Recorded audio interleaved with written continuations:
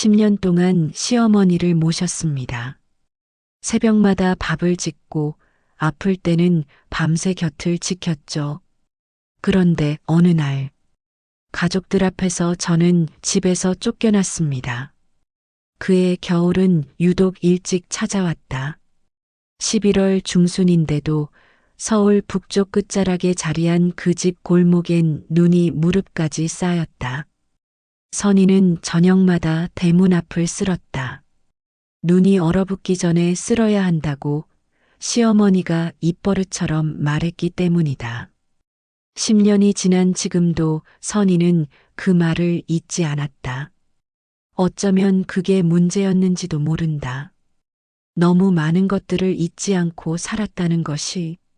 선희가 이 집에 처음 발을 들인 건 28살 되던 해봄이었다. 결혼식 다음 날 시어머니 박 씨는 선희의 짐 가방을 훑어보며 말했다. 짐이 많네. 여기선 내 방식대로 살아야 해. 그 말이 선전포고처럼 들렸지만 선희는 웃었다. 어머니가 엄하신 분이라는 건 남편 재현에게 이미 들어 알고 있었다. 시어머니는 두 자녀를 홀로 키워낸 사람이었다. 남편이 일찍 세상을 뜨고 나서도 흔들리지 않았다는 걸 동네 사람들이 모두 알았다. 그 강인함이 때로는 차갑게 느껴졌지만 선희는 이해하려 했다. 강한 사람들은 대개 그렇게 자신을 지킨다고. 그렇게 10년이 흘렀다. 선희는 이 집의 냄새를 사랑했다.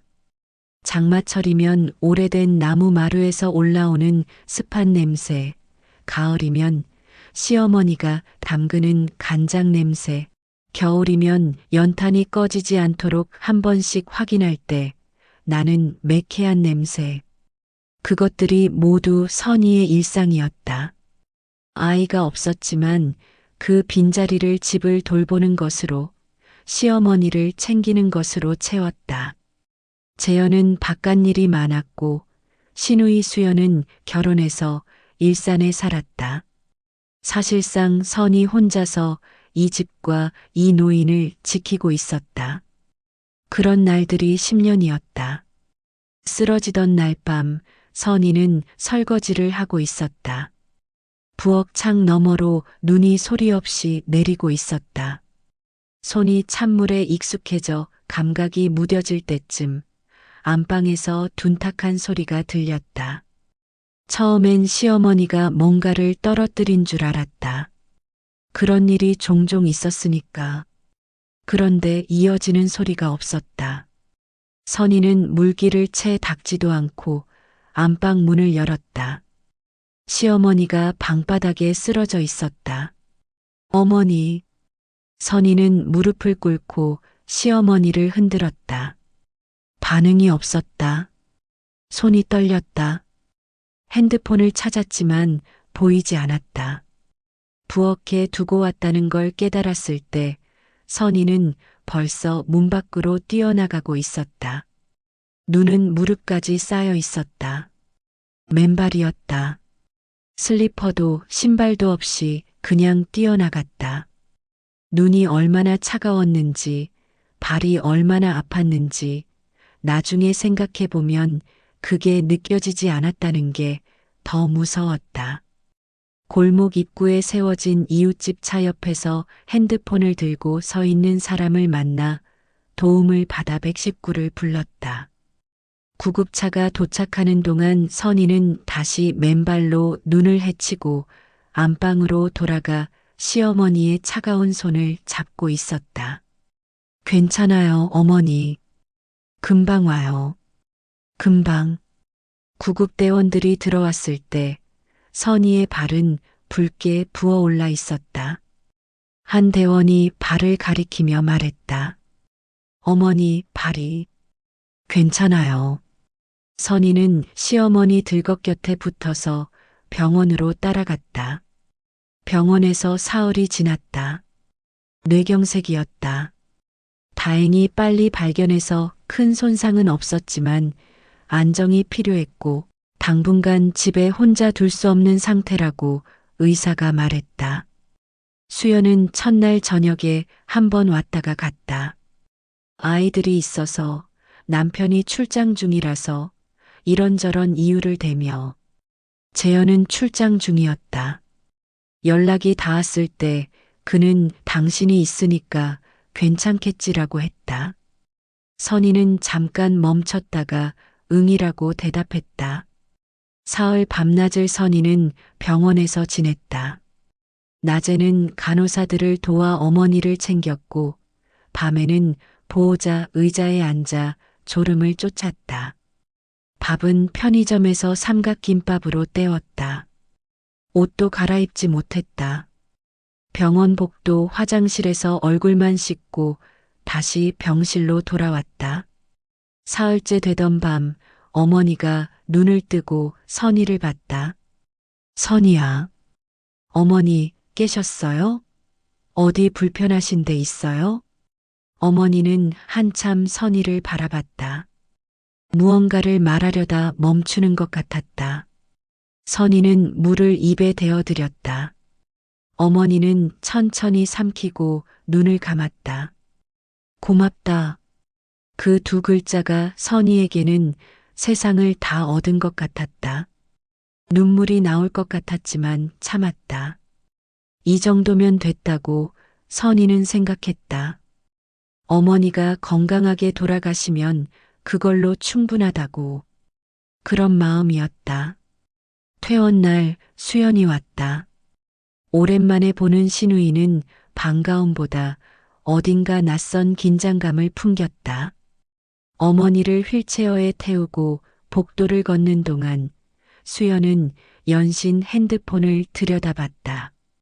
재현은 출장에서 막 돌아와 집에서 기다리고 있다고 했다.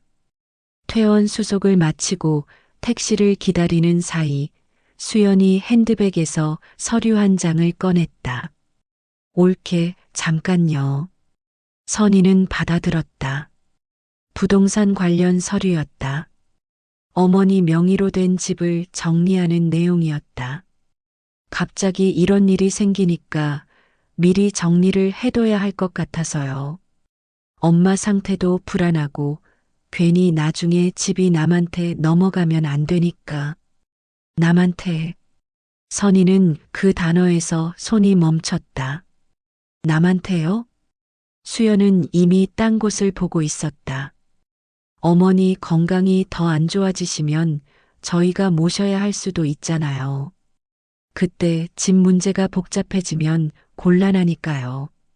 선희는 아무 말도 하지 못했다. 10년이었다. 10년 동안 이 집에서 살며 이 집의 냄새를 맡고 이 집 마당에 눈을 쓸고 이 집 안방 어머니를 위해 밤을 지새웠는데 그 모든 시간이 지금 이 서류 한 장에서 남이라는 단어 하나로 정리되고 있었다. 며칠 뒤 그 말이 떨어졌다. 저녁상을 물리고 나서였다. 재현과 수연이 나란히 앉아 있었고 어머니는 소파에 기댄 채 눈을 감고 있었다. 선희는 설거지를 마치고 거실로 나오다 멈췄다. 분위기가 달랐다. 무언가 미리 정해진 것 같은 굳어버린 공기 같은 것이 방 안에 가득했다. 어머니가 눈을 떴다. 선희야. 네, 어머니. 이제 나가라. 선희는 그 말이 무슨 뜻인지 처음엔 이해하지 못했다. 나가라. 어디를? 왜? 지금 당장? 어머니, 제가 뭘 잘못했나요? 어머니의 눈은 차가웠다. 병실에서 고맙다고 했던 그 눈이 아니었다. 오래전 선희가 처음 이 집에 들어오던 날 짐 가방을 훑어보던 바로 그 눈이었다. 내가 여기 있을 이유가 없다. 이유. 선희는 속에서 무언가가 천천히 부서지는 소리를 들었다. 이유라고. 10년 동안 이 집을 지킨 이유가 없다고. 눈보라 속에서 맨발로 뛰어나간 그날 밤도 이유가 없는 일이었나고. 선희는 재현을 봤다. 재현은 고개를 숙이고 있었다. 무릎 위에 놓인 손이 살짝 떨리는 것 같았지만 그게 선희를 향한 떨림인지 아니면 단지 차가운 공기 때문인지 알 수 없었다. 재현 씨, 남편이 고개를 들지 않았다. 재현 씨, 두 번을 불렀지만 끝내 고개를 들지 않았다. 선희는 그 침묵 속에서 모든 것을 이해했다. 말보다 깊은 배신이 있다. 폭언보다 차가운 상처가 있다. 고개를 들지 않는 것, 아무 말도 하지 않는 것. 그 침묵이 10년의 시간에 마침표를 찍었다. 선희는 방으로 돌아갔다. 가방을 꺼냈다. 무엇을 넣어야 할지 처음엔 아무 생각도 나지 않았다. 서랍을 열었다가 닫았다. 옷장을 봤다가 그냥 닫았다. 10년치 물건들이 가득한 방인데 정작 가져가야 할 게 무엇인지 알 수가 없었다. 결국 선희가 가방에 넣은 것은 세 가지였다. 오래된 사진 한 장, 재영과 결혼하던 해봄, 이 집 마당에서 찍은 것이었다. 어머니가 웃고 있었다. 수연도 웃고 있었다. 재현도 웃고 있었다. 선희도 웃고 있었다. 그날은 모두가 웃었다. 어머니 생신에 드리려고 사둔 목도리 하나. 아직 선물하지 못한 것이었다. 그리고 신발장 위에 올려둔 작은 수첩. 이 집에서 살면서 기록한 것들이 담긴 수첩이었다. 시어머니 약 먹는 시간, 혈압 수치, 좋아하는 반찬, 싫어하는 냄새, 추울 때 덮는 이불 두께. 누군가 이 어머니를 모실 때 필요한 것들을 선희는 10년 동안 빠짐없이 적어뒀다. 그 수첩을 수연의 방문 앞에 놓고 선희는 현관문을 열었다. 밖은 여전히 눈이 내리고 있었다. 며칠 전 맨발로 뛰쳐나갔던 그 골목이었다. 이번엔 신발을 신고 있었다. 가방을 들고 있었다. 그런데도 그날 밤보다 훨씬 더 추웠다. 선희는 골목 끝에 서서 잠깐 뒤를 돌아봤다. 집에 불이 켜져 있었다. 안방 창에 어머니 그림자가 비쳤다. 재현의 목소리가 들릴 것 같았지만 아무 소리도 없었다. 대문은 굳게 닫혀 있었다. 선희는 발걸음을 뗐다. 처음 몇 걸음은 다리가 무거웠다. 눈이 쌓인 길이 미끄러웠다. 가방이 생각보다 무거웠다. 그런데 이상하게도 한 걸음 한 걸음 내디딜수록 무언가가 가벼워지는 느낌이 들었다. 10년 동안 쌓아온 기대, 인정받고 싶었던 마음, 가족이 되고 싶었던 마음, 그 무거운 것들이 눈 위에 조금씩 내려앉는 것 같았다. 선희는 울지 않았다. 울 것 같았지만 울지 않았다. 눈물이 없는 게 아니라 지금 이 순간만큼은 울면서 걷고 싶지 않았다. 이 골목은 선희가 10년 동안 수도 없이 걸었던 길이었다. 장보고 돌아오던 길, 어머니 약을 사오던 길, 새벽에 홀로 잠 못 자고 걸었던 길. 그 모든 길의 마지막을 울면서 끝내고 싶지 않았다. 골목 끝에서 큰 길로 나오자 가로등이 눈 위에 노란 빛을 뿌리고 있었다. 선희는 잠깐 멈춰서서 하늘을 올려다봤다. 눈이 내리고 있었다. 조용하고 차갑고 그러나 아름다운 눈이. 그로부터 반년이 지났다. 선희는 지금 작은 원룸에서 산다. 동네 근처 카페에서 오전 파트타임으로 일하고 오후엔 오래전 그만뒀던 플로리스트 공부를 다시 시작했다. 처음엔 혼자 밥 먹는 것조차 어색했다. 아침에 눈을 뜨면 어머니 약 챙길 시간이 됐다는 생각이 제일 먼저 들었다. 오래된 습관이란 그런 것이다. 몸이 먼저 기억한다. 그러나 조금씩 달라졌다.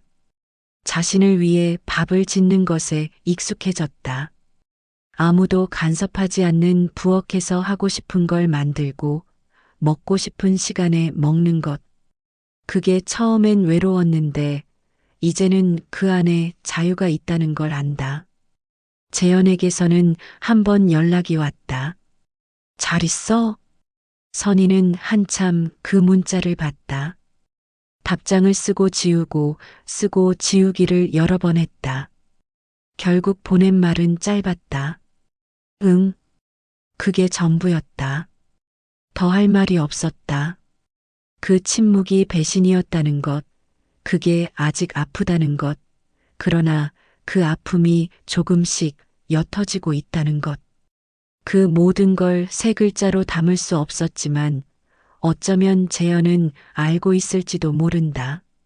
알고 있지만 끝내 고개를 들지 못했던 것처럼. 봄이 오면 선희는 꽃을 배운다. 꽃을 고르는 방법, 줄기를 자르는 각도, 물을 가는 주기, 함께 두었을 때 더 아름다운 꽃들의 조합.